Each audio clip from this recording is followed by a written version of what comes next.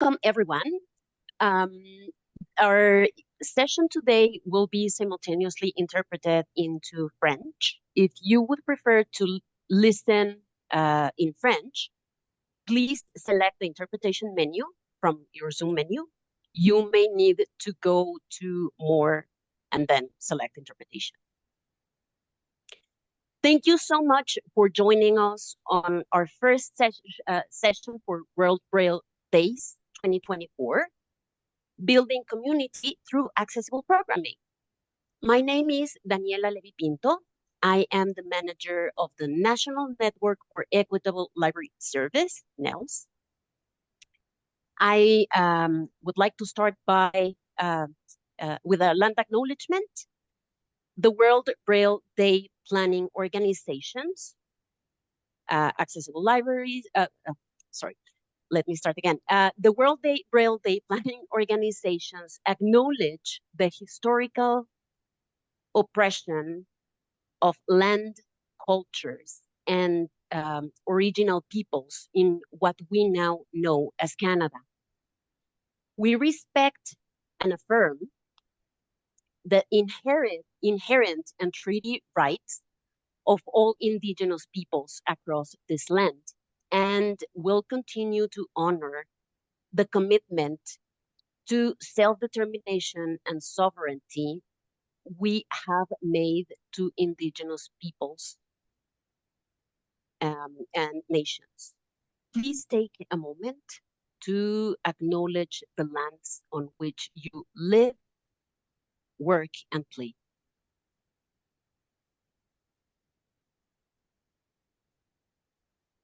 Thank you so much. So a message from the planning organizations, accessible libraries, the Alliance for Equality of Blind Canadians, Alternate Education Resources Ontario, Braille Literacy Canada, the Canadian, the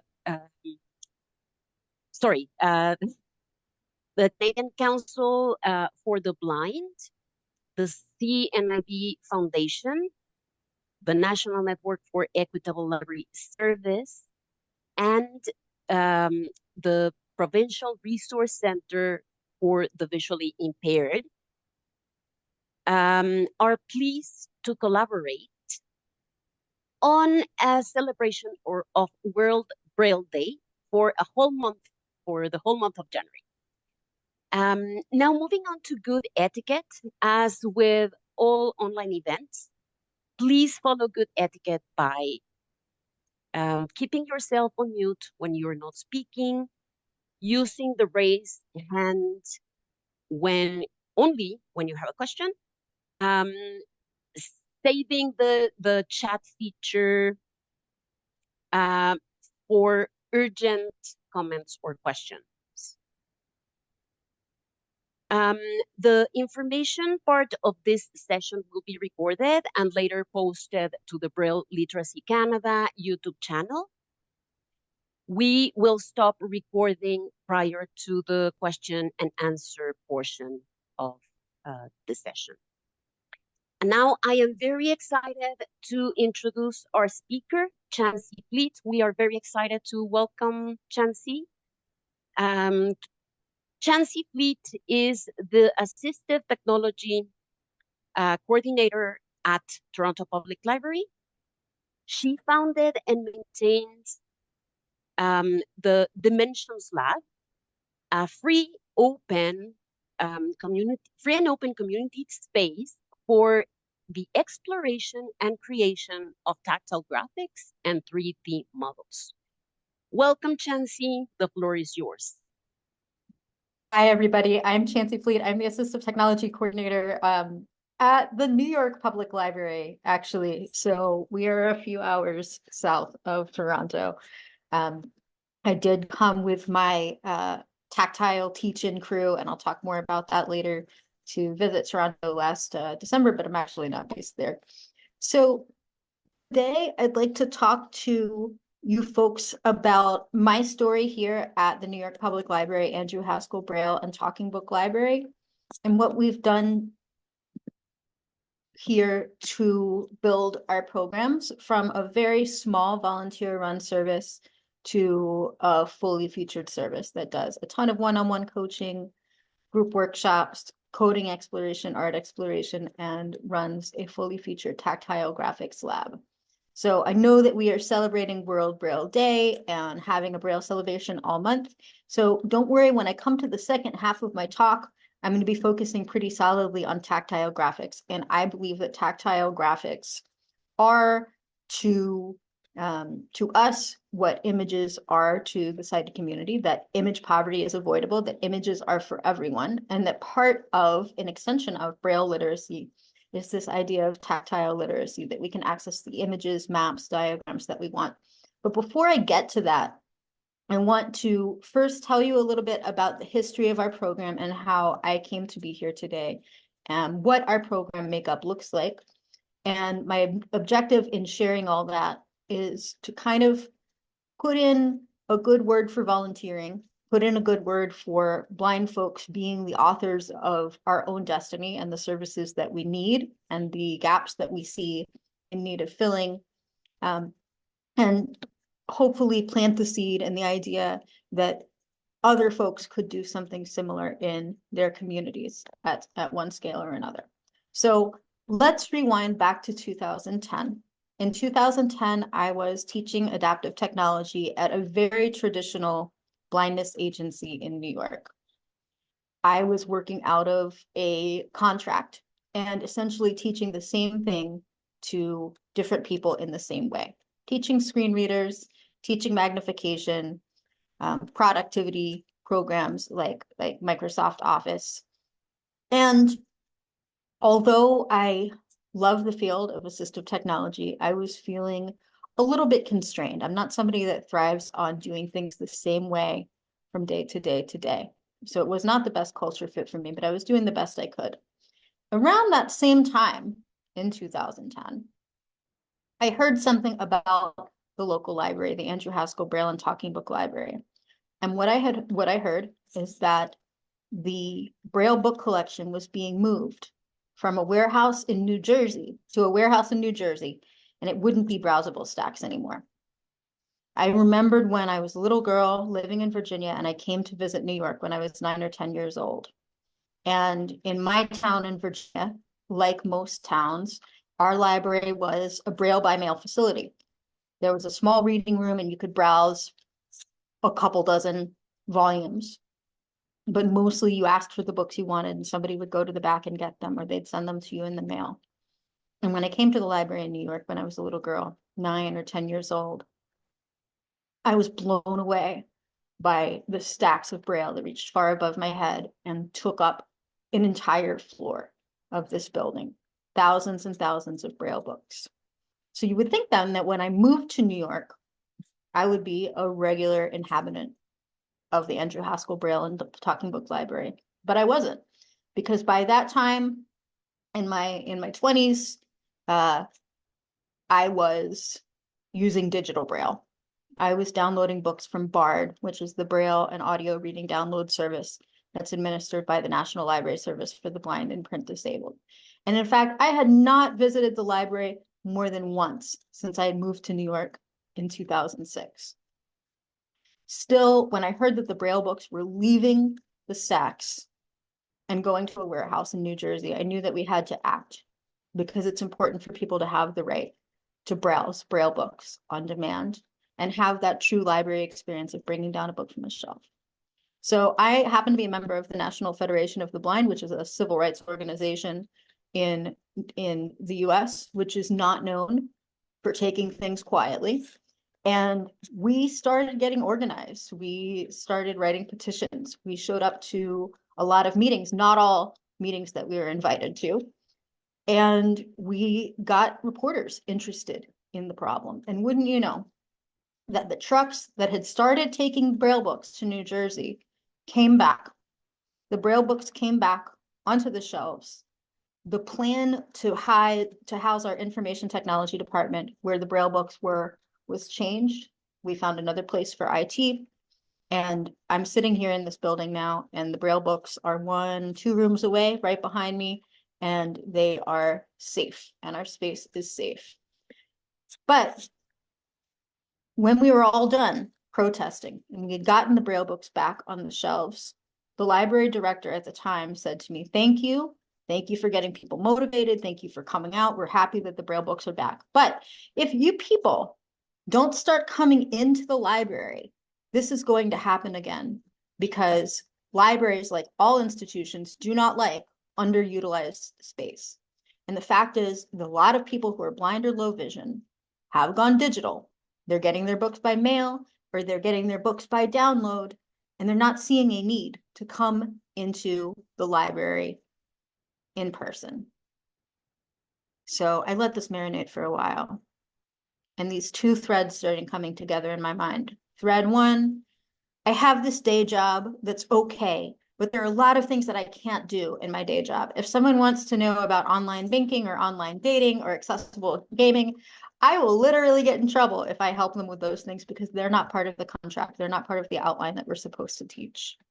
There are people in my day job that I'm not seeing because they're undocumented, because they're retired, because they're happily employed, and so they're not eligible for employment services, because they're a sighted family member that wants to learn something about technology, because they don't want to work right now, because they have a disability that doesn't meet the cookie cutter definition of legal blindness. Those people cannot be helped in my day job. And I'd like to do something a little bit differently. And thread two, we've got to get people to come into the library, or those trucks are going to come back and those books are going to go to the Garden State.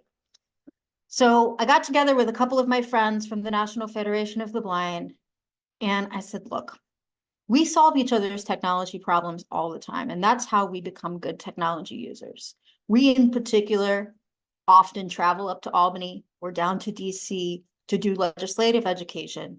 And inevitably, on that train or in that car, somebody says, my phone's been doing the strangest thing. Or I just heard about this new screen reader, NVDA. Remember, this is 2010. Do you think it's any good? Is it safe to install? I'm having a problem with Skype. I need to know how to position my camera better. Whatever it is, we solve each other's problems on the regular because we spend so much time together. But what about people that don't already have a built-in network of blind, tech-savvy people? If you're sighted, you can look to your left, look to your right, find your Aunt Karen, find your office mate, your cubicle mate, maybe go to Best Buy, and your beginnery questions about technology can be answered just ambiently in the environment around you most of the time. But if you're blind, sighted folks know that you use technology in a way that's very different from the way that they use it. Sometimes they're nervous and afraid, but even if they're not, even if they're perfectly willing to help, they don't know how you're going to do something with voiceover. They don't know how you're going to do something with NVDA. They don't know how to evaluate whether an OrCam is worth $3,000 or whether NVDA is a safe and good screen reader to install. These are questions that we're used to answering for each other. So a couple volunteers and I got together and started staffing what we called at the time a technology coaching clinic. It sounds kind of dated now, on Saturdays. And we got the library's blessing. We worked through some of the challenges that the library thought we might have. How are we going to publicize? Well, we publicized in the library newsletter. We publicized in our National Federation of the Blind chapter. We publicized on our individual social medias. But if you know anything about blind people are very well connected to one another. We have a really great grapevine. So once we started getting out the word, word traveled fast by word of mouth. So initially we offered 3 hours of service on Saturdays. And the first thing that we learned is that we needed to be patient. We got the word out, and the first couple months, often we were just sitting by ourselves with each other, hoping and waiting for someone to come in. It's important to be patient when you start a new community service because you have to give time for the word to spread. And it was okay if we sat with each other, waiting for people to come in. We could do what we always do and solve each other's technology problems. But gradually, people started coming in. The next thing we noticed is that some people knew exactly what they wanted to accomplish. I want to be able to connect with my grandchildren that live across the country on Skype. I want to be able to download an accessible game. I want to learn to download books and read them and navigate them. I want to learn to use Siri. I want to stop using Siri and learn the rest of the features on my phone. These are all things that people came in with. But sometimes people would come in and say, I want to learn something about technology. And they really didn't know what their goals were. They really didn't know what was possible. They might or might not have equipment of their own.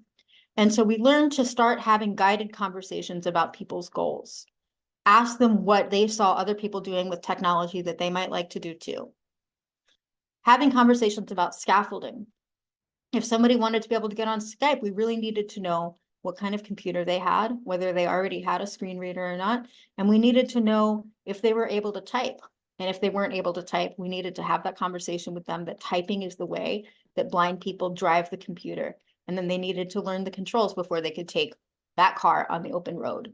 So we learned right away to help people explore their goals and think out loud about their goals if they didn't know exactly what they wanted to do. And we learned right away the importance of scaffolding, explaining to people the steps and sort of sub skills that they would need to approach the goal that they wanted. But all within the framework that every goal is valid at the library. We slowly started growing our base of volunteers and finding in particular people in the blind community that might speak other languages. So currently we can cover, let me see if I can get this right, English, Spanish, Turkish, Arabic, Cantonese, Mandarin, French, and Russian. And I'm probably missing one or two. We're looking for a Korean speaker. If anyone knows anyone in New York who's blind and a Korean speaker, thank you in advance. Send them our way. So we publicized the opportunity for people to volunteer. And in fact, some people that initially came in for tech coaching became volunteers. We didn't just recruit volunteers who were tech geeks full-time like me with a job in technology. The way that we made that work is we didn't expect everyone to do everything. If you are comfortable with your iPhone and patient and willing to work well with people, you didn't need to know a thing about Windows. You didn't need to know a thing about Mac. We would match you with other people that wanted to learn the iPhone, and that's the way that it still goes. So slowly we continued to grow our base. We increased our hours of service, and we got to a point where it became clear to the library that there was more demand than a small volunteer Saturday service could accommodate.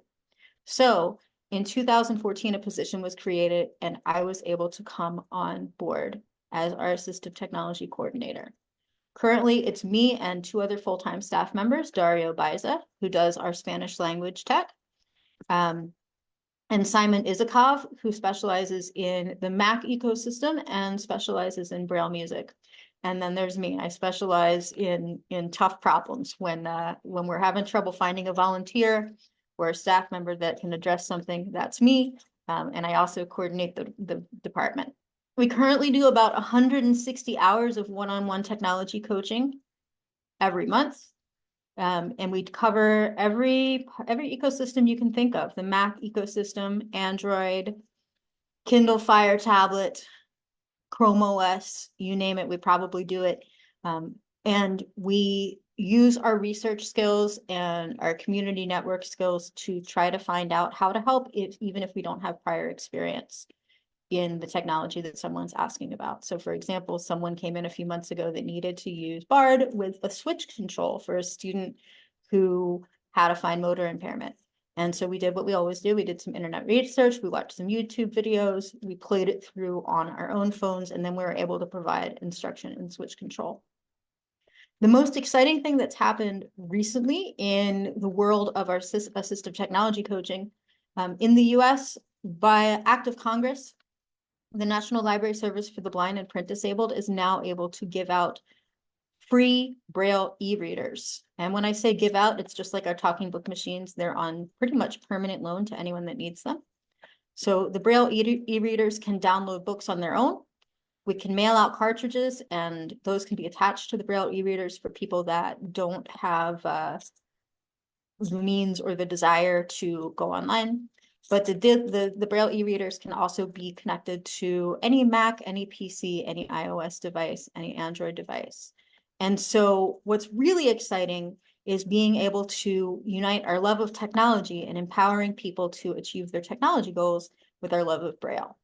For several years now, we've had a Braille study group that meets on Saturday mornings. It is a pretty unstructured group where folks can come in and get help with any of their questions, from learning the alphabet to practicing contractions to getting ready to become Braille transcribers and going through that testing process, or writing with a Perkins Braille or slate and stylus. We are now supporting the Braille e-readers as well. And we're starting to notice an uptick in the number of people who are interested in acquiring Braille literacy, particularly as adults. Historically, Braille displays have been really expensive. Many of you know, upwards of $2,000. Hold on one second. Little Zoom glitch. Okay, we're in a happy place. The fact that we have these e-readers available for loan without an economic disincentive is huge, I think. We are on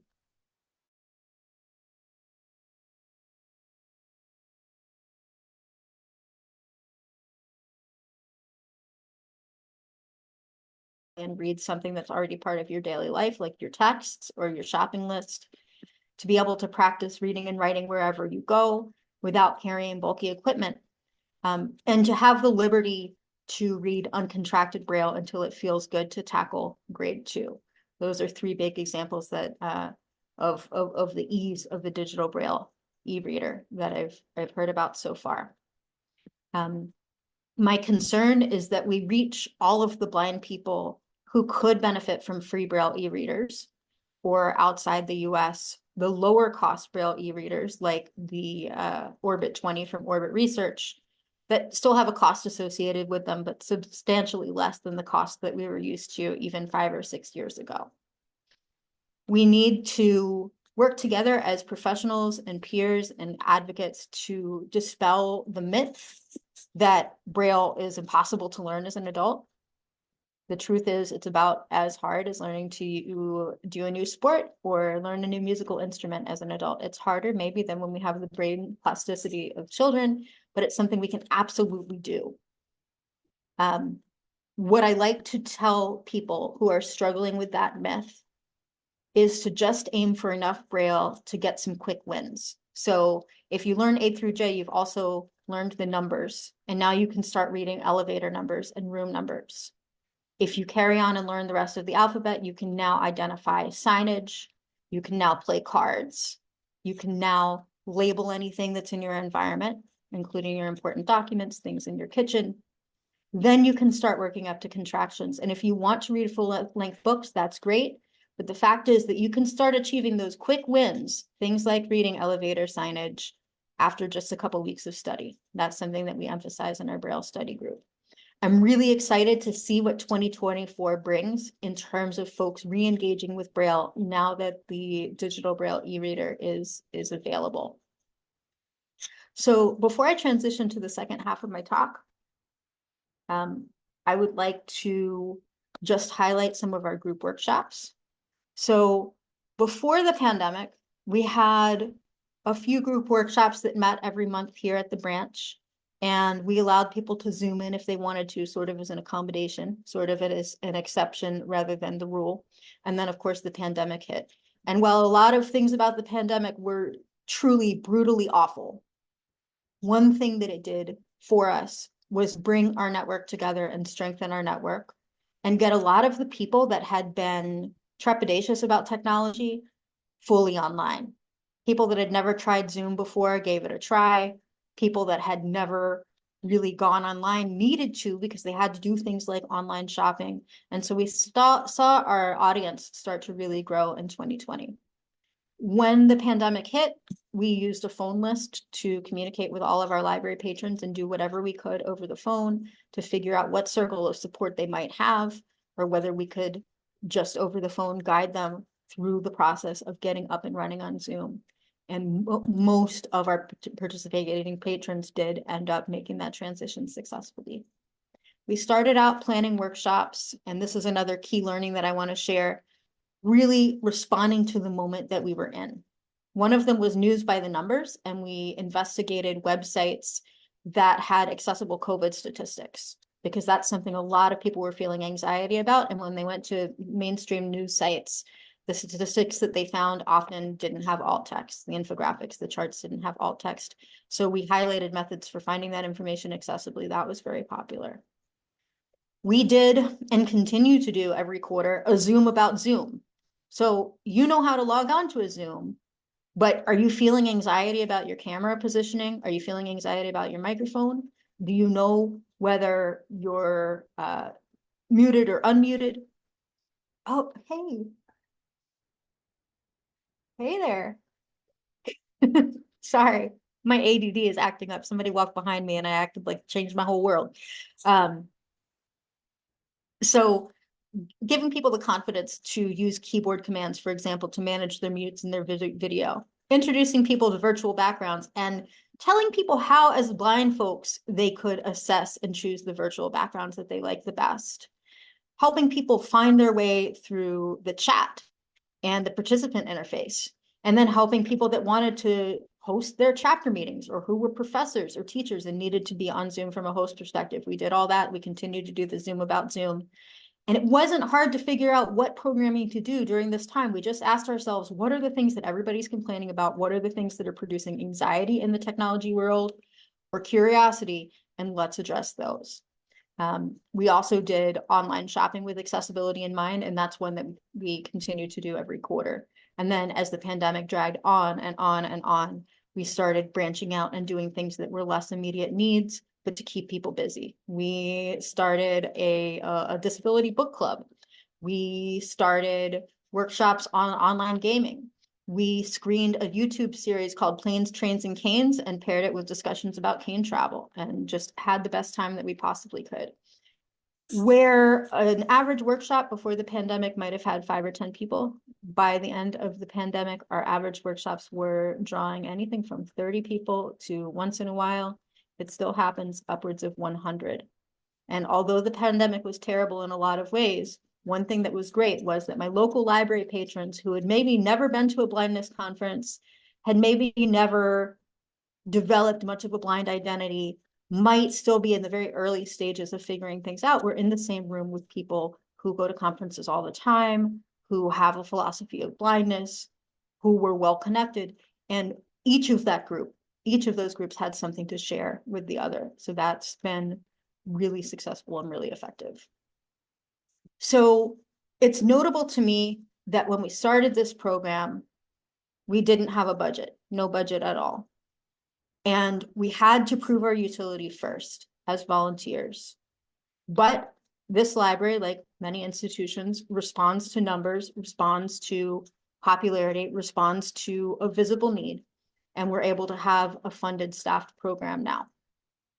It is really easy, in my view, for any local chapter, any community center, any library, if you have 2 or 3 blind folks that are willing to band together and do a little bit of informal technology education, it's the easiest thing. All you need is a space, a way to publicize, some conversations about any boundaries that you may have on what you will cover and what you won't cover. For example, we don't do tech support, we don't uninstall things, and we don't look at credit card information. Those are our boundaries. That's about it. And willingness to take and receive fearless feedback from your other volunteers and your patrons. If you have those things, it is very possible to give back to the community and to do technology education in a way that works for blind people. And as we know, technology education through the formal systems, through agencies, can come slow. And when it does come, it might not cover 360 degrees of our lives. It might cover our work lives, but it might not account for the other things we are than a worker. It might not account for our participation in civil society, the technology skills that we need to take care of ourselves and our families, and the things that we need to do for creativity and for leisure. So I'll leave that there. At this point, I'd love to stop and take questions. Be aware that if you ask a question now, your question and my answer will go on the recording. So if you have a question and you don't want to be recorded, wait until the end. They'll turn off the recorder. But I always like to give myself a break from speaking for this long. And also, if you have questions about our tech coaching program, now's a great time because I'm about to transition into tactile graphics and tactile literacy. So let's take a beat and see if anyone has questions.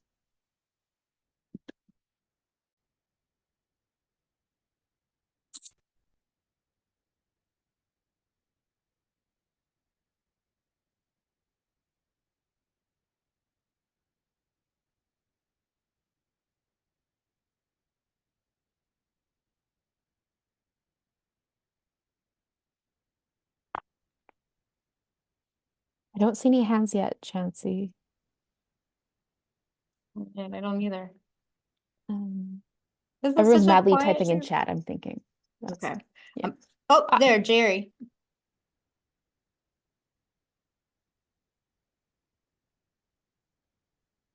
Jerry, go ahead.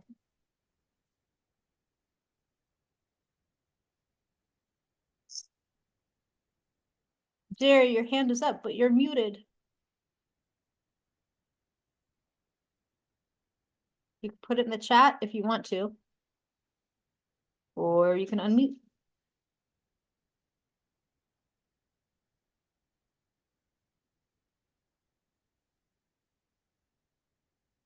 All right. I'm going to give it one more minute and then I'm going to keep talking. Anyone else have questions? Sorry, Jerry, you're still on mute. Oh, Ashley. Ashley Shaw, go ahead. Oh, Hi. yep. Oh, can you hear me? Yep, I got you. Wonderful, thanks.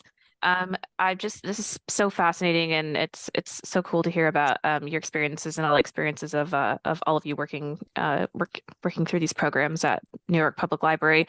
I'm just wondering, what has the matching process been like for you all? So you talked about kind of unique problems or challenges, or someone presenting, wanting to learn something that's sort of a little bit outside the box, or might not be Yeah. known to you. Can you talk to us a little bit about like your process for helping to match them with someone, or to kind of do this on the fly discovery where you're maybe learning at the same time as they are, any of those sorts of, I'm just curious about those experiences. Yeah, absolutely. I'd be happy to.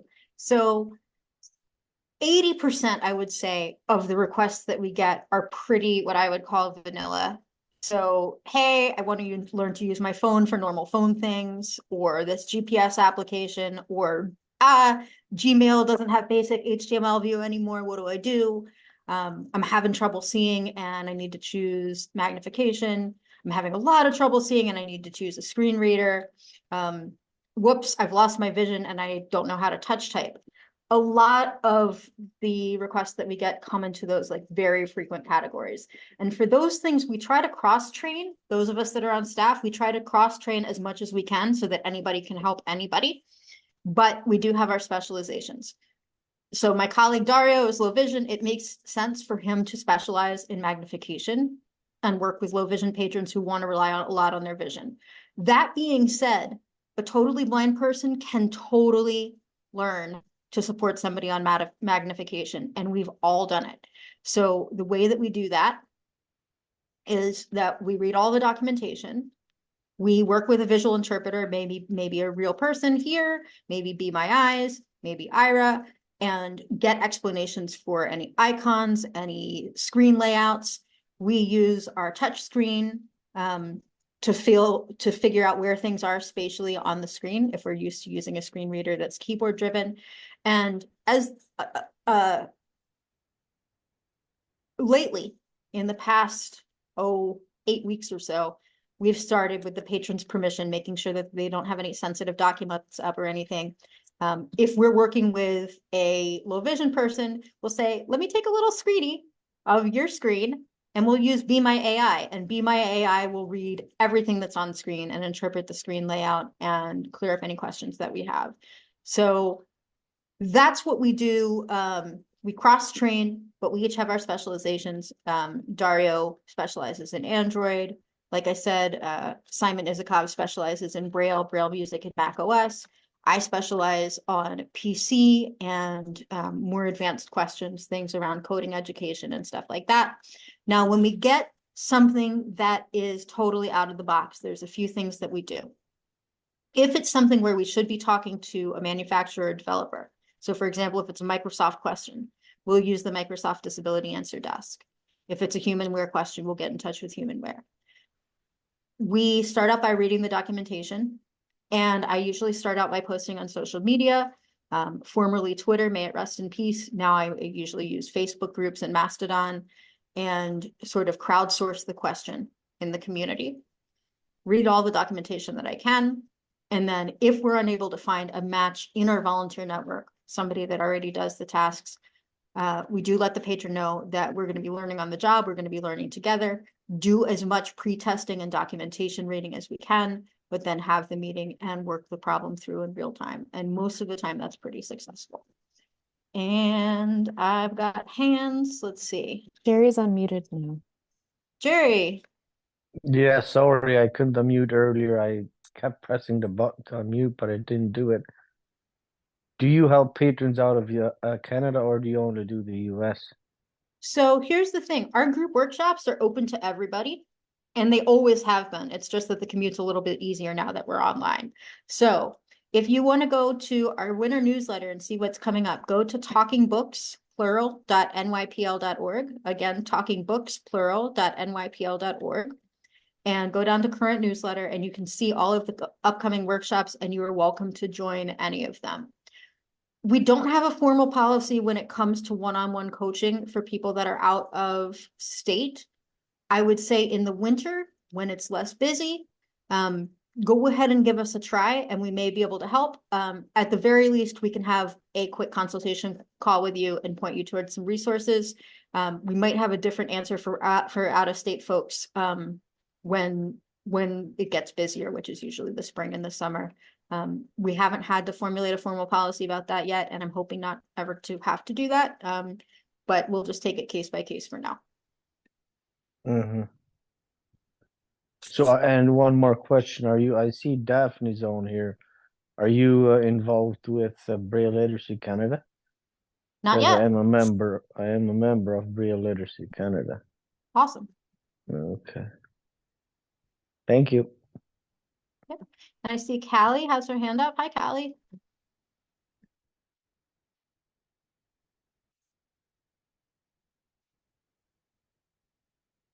Callie, you're on mute.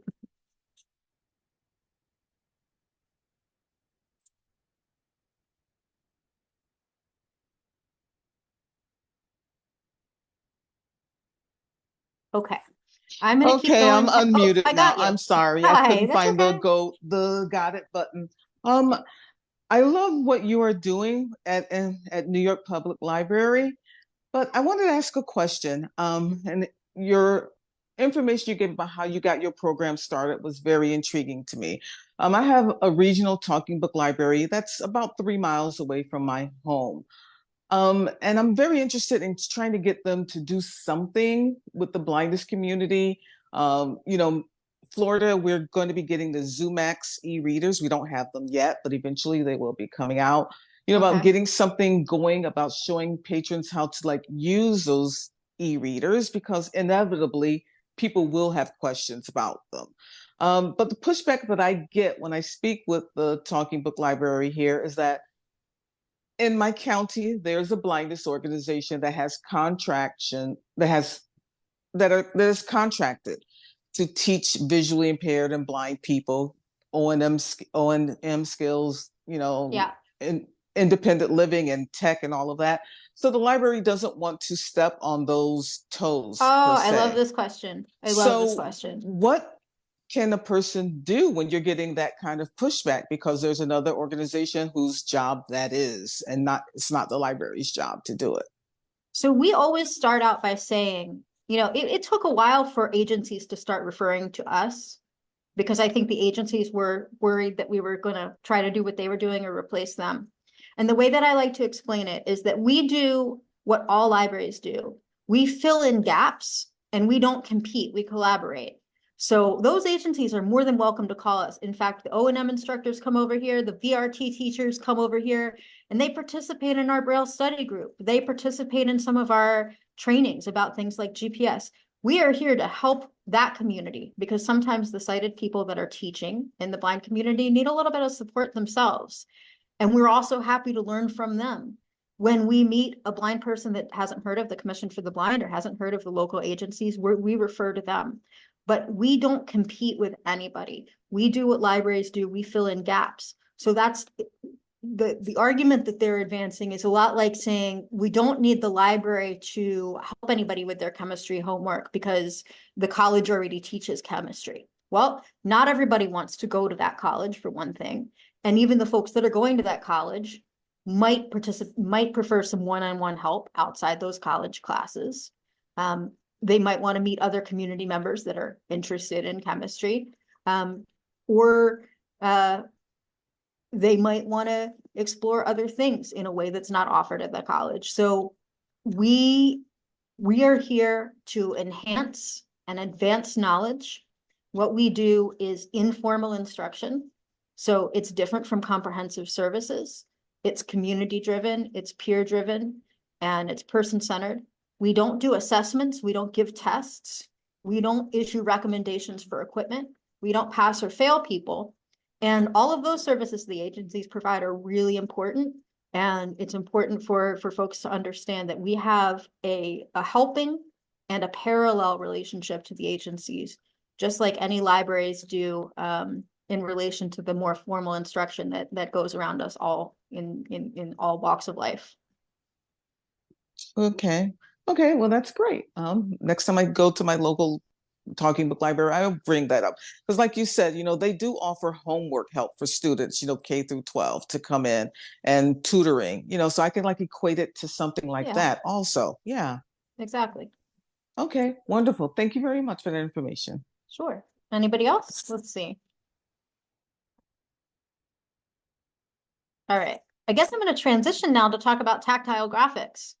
So in 2017, I applied for an NYPL innovation grant to start building a tactile graphics lab. And here's what got me started. A gentleman who's pretty well connected in the blind community, like with a corner office, with a staff, had just moved to New York. And he reached out to me and said, hey, could I get a map of the 5 boroughs? I just want to understand where the 5 boroughs are and how they relate and where the waterways are. And I hate it when I can't answer a patron's question. I had no idea where this guy could get a map of the 5 boroughs. I did my normal social media thing, and I found out that maybe the Princeton Braillists, who were still around at that point, might have a map of New York, not exactly what he was looking for. And then I started thinking to myself, wait, why is this so hard? If I were sighted, I could pull up a map in moments on my phone. If I were sighted, I could print out a map in large scale within moments.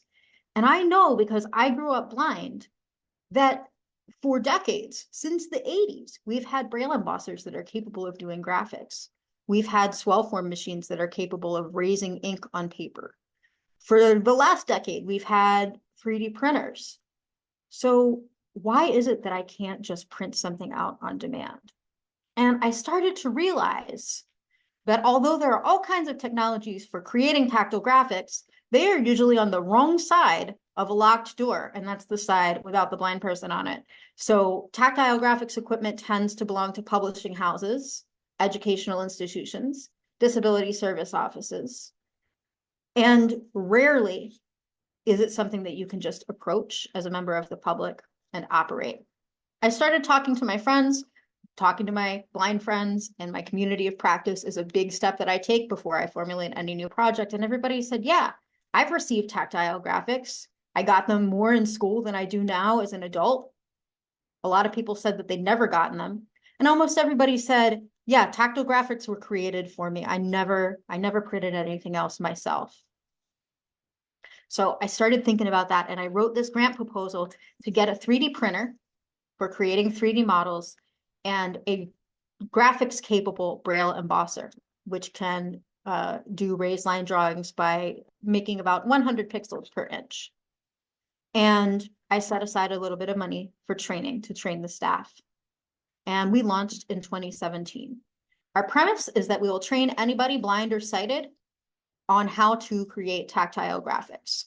So we first designed a workshop called Tactile Tactics that goes over some good practices in tactile design. I'll share a few of those with you now. So clutter is the enemy when it comes to tactile graphics. So generally we want to declutter things. So if there's a distracting background, we're going to remove that and focus solely on the subjects. Tactile acuity is lower than visual acuity, so we're going to scale things up. We never want an element of a tactile graphic that's much smaller than a 1/4 inch on a side. Color doesn't mean anything in tactile graphics. So when color can be avoided, we should just use line drawings. We don't need to use infill or shading as much. And when color means something, for example, this graph has a blue line and a red line, we have to come up with another signifier other than color. Maybe a dotted line, a dashed line, a solid line. Braille is bigger than print. If Braille were print, it would be a 36-point font. So if we're making labels, we have to make those labels less verbose, maybe TOR rather than Toronto. And we can expand what those labels mean on a legend on a separate sheet. These are just some of the things that we teach in tactile tactics. We also teach when to use a 3D printer and when not to use a 3D printer. A 3D printer is cool, but it's not the best choice if you just want to make a tactile graphic, because 3D prints don't fail gracefully and they take a long time to come out, and they cost more than embossers that are embossed paper. So we need to make a 3D model when something is too small to touch, like a molecule, too large to touch, like an elephant, or too dangerous or delicate to touch, but we would benefit from feeling it in 360 degrees. So for example, a model of the Empire State Building, or a sample of cuneiform Sumerian writing on tablets. Those are good things to 3D print. Usually not just a tactile graphic, tactile map. The first hard lesson that I had to learn is that people are pretty used to not using tactile graphics. So I opened the lab, I got my staff trained on the tactile graphics and equipment, the embosser, the tactile view software that we use, places to find pre-existing graphics online, like APH's Tactile Graphics Image Library and btactile.com. How we can create our own tactile graphics as blind people using our tactile view software. So I got us all ready, and then I let patrons know, good news, you can come in and print anything that you want and get any image that you need.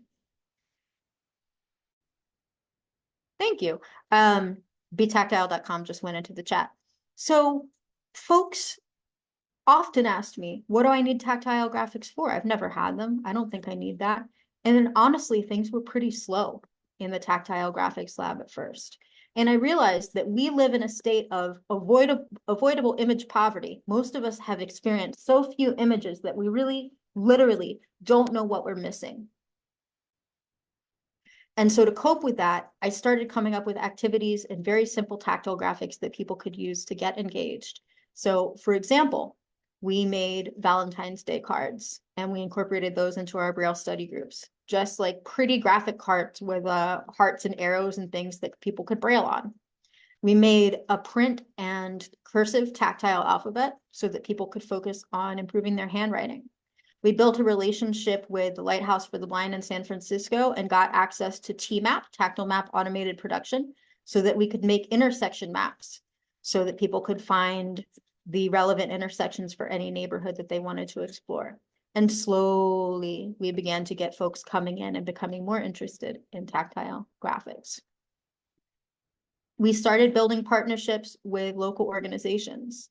So for example, we just did a partnership with Cooper Hewitt, which is a design museum in New York. They are hosting an exhibition called Give Me a Sign about the language of symbols. And they came in and created tactile graphics of all kinds of symbols to be part of that exhibition. For the Disability Pride Parade, we made a map for the parade assembly and the fair that followed it. We've made maps for relay races in Central Park. We've worked with the Whitney, the Met, Poster House Museum, and lots of others. And what we do is DIY. So folks come in and learn how to create tactile graphics for themselves. We don't provide it as a service. We provide it as a skill building opportunity. Our equipment is free. Our skill building is free. We only charge for our paper and our filament. I'm going to go on a quick mute so I can cough. I'll be back.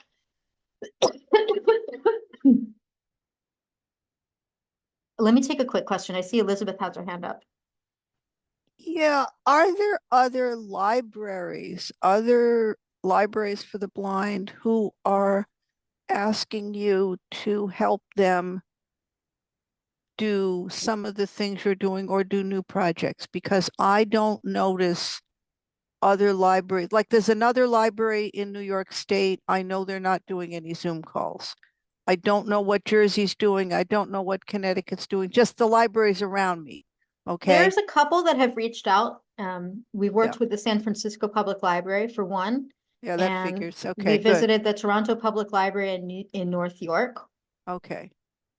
But I'm always happy to talk to other library systems. If you refer them, I'm always happy to I have a wish chat. I had better contacts in other library systems. My contacts at library systems, when I have called up, which I've mostly done asking about when they're going to get the e-readers to their patrons, is that the people I've talked to have tended to be sighted folks, and they've tended to be sighted folks with very, very limited tech knowledge is my experience. Now I have had very limited experience, so that's not a big sample, but that is my concern, that not only are we dealing with libraries, but we're dealing with libraries where these people don't know how to use Zoom in their own lives, that kind of thing. Got it. So that is my concern. We may have to get the library system, the people who work in the library system educated first. And this particularly seems to be an issue now that the e-readers have come out. I'd also like to invite people who are doing the e-readers and would like to learn to use them better to come to the Braille room on the ACB community calls, and people will be paired with people who can help them, and they can work in breakout rooms. So I just want to that's put a plug wonderful. in for that.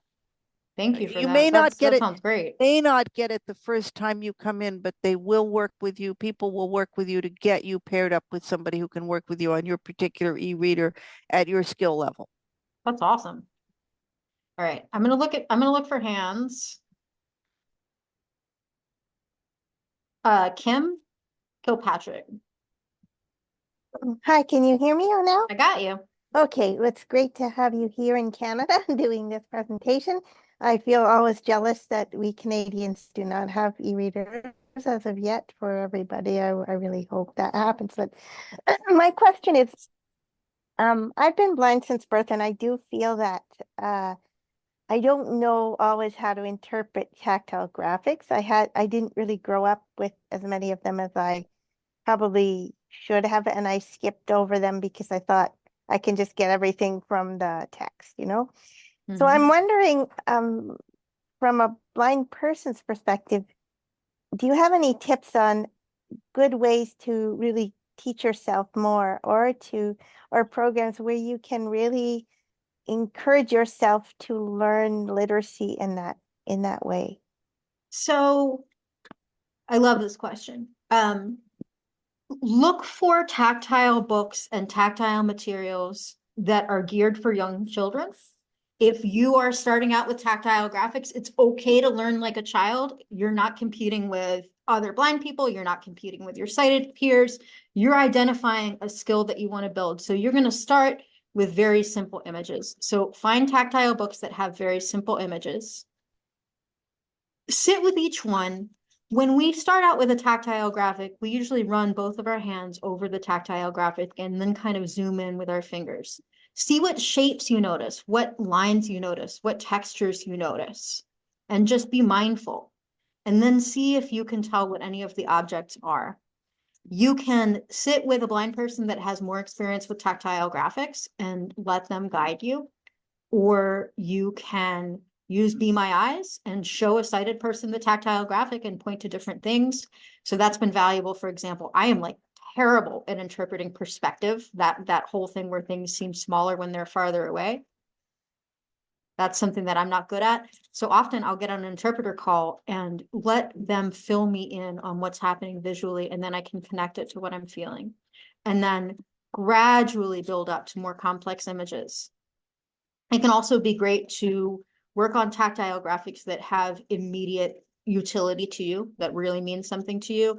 I really love T-Maps, Tactile Map Automated Production, and you can download and emboss T-Maps from the website, which is owned by the Lighthouse for the Blind in San Francisco. And those will show you how all the streets intersect. So you could be touching your own neighborhood, and those have Braille on them. They're very concise, they're very sparse, they're easy to read as far as maps go. The other thing that I really, really recommend, awesome, I love these live links. the other thing that I really recommend is that you play with learning to draw. You can get a sensational blackboard from sensationalbooks.com. Anne Cunningham's the inventor. You can get a little 7x5 one for $35, or you can get an 8.5 by 11, standard letter size sheet. And what this is a rubberized board with a hard plastic back. You put regular paper on it, and then you draw firmly, ungently, with a ballpoint pen, and it actually raises a tactile line. And like a child, you can learn to doodle. You don't know how many hours I've spent trying to teach myself to make a perfect circle or draw a perfect star. It's a lot of fun. It's super cheap. And when you're learning about tactile graphics, you may find yourself copying things that you've seen, drawing things from your imagination, or drawing things that you encounter in nature. And it's a way to wake up that region of your brain other than just focusing on the reading part of tactile literacy. Because the way that kids learn, and I think the way that we should learn, is not just perceptual, but also expressive. By the way, if you don't have $35 to spend, you can get a silicone placemat from like walmart.com or one of those places for $3 or $4, put it on a tabletop, put your paper on top of your silicone placemat, and voila, you have an off-brand sensational blackboard. All you need is like a silicone soft surface with something hard behind it, regular paper, regular pen. And by the way, we have a virtual drawing workshop coming up, I think in April, with our presenter, Lauren Race. So that's something that y'all can tune into if you want to. You can find pre-existing graphics at the Tactile Graphics Image Library. I think that link already went into chat, as well as Be Tactile. And a lot of those graphics are geared for early learners. So have fun with it. All right, let me see if I got hands. I think Judy had her hand up.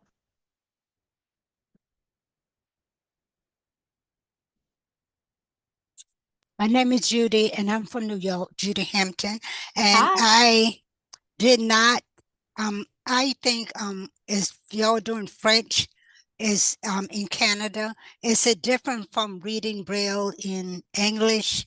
Or because I know sometimes when it's a different language, there are different rules and different styles. So that was if you're studying French in the US, it's going to be uncontracted Braille with different accented letters and different punctuation signs. But I believe if you are learning French in France or in Canada, I believe they have a different set of contractions. And that's what my iPhone tells me, because my iPhone shows me contractions when it's trying to show me French. And they are not the same as the US contractions. And how about the Oh, English? I think somebody has a better, that seemed, merci, somebody's popping up a hand that probably has a better answer to the question than mine. Go ahead. Hi, this is Maurice. I'm from Canada and Francophone, and yes, in Canada we do learn grade 2, but yes, I think Chancey, you're right. In the US, we do. I think you guys do use only grade 1. Yep. And how about when you doing from English to French? English to French, we would use grade 1 only because you are learning a second language. And then, but for Francophones, we do learn grade 2. Oh, okay. And I do not know how to read the maps and stuff. Chance was showing me some, but I guess I gotta learn New York map again and take some more classes in that. And thank you. All right, sounds good. All right, so we have about 30 minutes left, 29 minutes left. And I know we got to sneak a door prize in there at some point. So there are a couple things more that I want to say about dealing with tactile graphics online as a blind person. Real talk, it is not easy to run a graphics lab full of modern equipment as a totally blind person. It's not always easy because not all of the equipment and not all of the software is accessible. So I'm going to tell you what I do about it. So number one, I got touch screens, too many touch screens. In particular, my new 3D printer, the Bamboo X1 Carbon, love it. Do not love the touch screen. That's mandatory for getting anything to 3D print. But what I do is I take a deep breath, I have an extra cup of coffee, And then I go in there with Be My Eyes and I point at what I think I'm going to touch, and Be My Eyes, a volunteer will let me know what to touch. And is it annoying? Is it obnoxious? Absolutely. Can I get the job done? Also, absolutely. That's what I do about that. Most of the design software in the world is not meant for a blind person. So a lot of my sighted compatriots who are making maps, making diagrams, making lots of cool stuff in our community, with our community, for our community, are using Adobe Illustrator, or the open source and free Inkscape. Both of these programs are inaccessible to a blind person. They do not work with screen readers. And it's not just that you can't draw on screen. That's not really the software's fault that we don't have a tactile canvas on screen yet. But you can't get to the menu items. You can't rescale things. You can't recolor things because they just are not designed with accessibility in mind. Stuff isn't labeled. Stuff isn't classed properly. So what do I do about that? Sometimes I'll work with a sighted compatriot. So earlier last year, the Astro Access project came to, I guess, oh my gosh, it was actually 2022. I can't believe how long ago this was. Astro Access is a nonprofit mission to send blind and disabled crew members into a zero-G flight to find out how blind and disabled crew members will fare in spaceflight. And they needed to make tactile orientation tiles to indicate the direction of gravity when gravity comes back after zero-G flight, where supplies are, where emergency exits are. So what we did in that case, the development of the symbols needed to be driven by blind folks. They sent 2 blind flight crew here. And the blind flight crew used sensational blackboards to sketch out their designs and talk about the designs that they wanted for the tactile orientation tiles. Then we had a sighted compatriot scan in those drawings, clean them up a little bit in Adobe Illustrator. We printed them out using our swell form machine that swells ink on paper. Our designers took a look at them, gave iterative feedback, and we did about 10 rounds of that. So if you have a sighted compatriot, you can draw in lo-fi using a tactile drawing tablet and let your sighted compatriot bring it in. Similarly, if you can take a picture of something with your phone, you can make a tactile drawing using whatever medium you want, take a picture of it with your phone, and get it into your computer, email it to yourself, whatever. Then you can use a background remover tool. There's a background removal tool on Preview in Mac OS, and there's a background remover tool on iOS as well. And there is a background remover now in the latest version of Photos. So you open the photo in Windows, go to Edit Photo, go to Background, go to Remove. And that will take any background and just leave you with the drawing. And then you can then import the drawing into whatever program you need to deal with it when any tactile graphics program, and you can go ahead and print it out. You can find pre-existing tactile graphics at BTactile or the Tactile Graphics Image Library. You can use this software called Tactile View. It's a couple $100, unfortunately, but it'll let you parametrically, meaning with numbers, rotate things, scale things, draw straight lines, ellipses, circles, polygons, rectangles, you name it. Add texture, add infill. Tactile View software will also let you create anything, convert rather, any drawing to black and white, or any drawing to a line drawing. And you can also replace any color with any other color. So for example, if I got an image from the internet and the background is light gray, that's not going to emboss well. It's going to be a sea of distracting dots. So I can take light gray and replace it with white in the Tactile View software. So that's what I do about that as a blind person. If you want to do digital design, either 2D or 3D, the easiest way to do it right now is to learn to code a little bit. So Marco Salsicha, who's here today, has put together a study guide based on our Blind SVG study group. So just go to blindsvg.com. SVG is like HTML for shapes. You can position shapes anywhere you want on a canvas. You can do scaling and rotation. You can do lines and curves and different colors and widths. and gradients, and it's really great. And blindsvg.com gives you examples that you would need as a blind coder to get started drawing with SVG. You can make anything from simple graphics and logos to full-scale illustrations. The equivalent to that, if you're using a 3D printer, you can do original 3D designs with OpenSCAD, OpenSCAD, and you can define things like spheres and cylinders and cubes and use those primitive shapes to build together complex objects. There's more to it than that. We teach blind SVG, and we also teach OpenSCAD. We have study groups that are coming down the pike this spring, so visit our website to find out more, talkingbooks.nypl.org. Many of you have probably heard that AI is here to save blind people. A lot of us are using Be My AI with a lot of success and occasional failures. And there is a mainstream narrative out there, which in part is really true, that AI is going to make things easier for blind people. I personally appreciate the OKO app that tells me when my pedestrian signal is on. I really like being able to take a picture of a remote control with Be My AI and get it interpreted. And if there's a funny meme or a webcomic, I love being able to use Be My AI to get it interpreted and not have to call Be My Eyes and talk to a human volunteer about a silly meme at 3 a.m. I love all that. That said, we should be able to do more with tactile graphics using AI than what we can do. Tactile graphics are underrepresented or maybe not represented at all in the training data of most large language models. In fact, most of the large language models, even though they speak dozens of languages, can't even reliably answer beginner questions about Braille.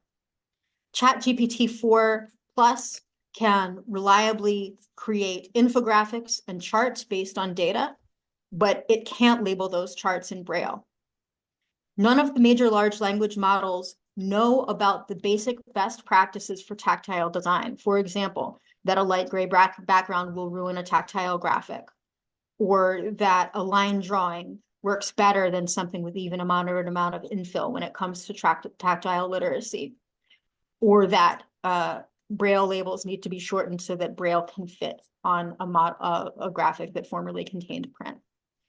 It is very technically possible to train these LLMs on tactile graphics practices, and in the not too distant future, convert a born visual image into something that's suitable for tactile, or allow an individual to use a verbal prompt, to use words to craft an image that's suitable for tactile graphics. But at this point in the testing that we've done, because tactile graphics are underrepresented in the training data, it's very rare that any of the prompts that we use with our LLMs, whether it's ChatGPT or something else, will result in usable tactile graphics. So I wanted to address that, and I wanted to suggest that as a future direction for advocacy, particularly all the Braille lovers that are here. Happy World Braille Month. We need to hold these people to account, the developers of LLMs, to include Braille in their models so that Braille can be supported in these innovations that are coming down the pike, from computer vision, camera-based translation, to generative AI graphics creation, to self-study. We need Braille to work in all of those contexts and more, and it won't be added to the training model unless to the training data for these models unless we advocate. So it's 2:11. I would love to take a break from talking for a second if our fabulous hosts want to do the door prize, and then we can open it up for a last round of questions. Thank you so much, Chancey. That was absolutely wonderful.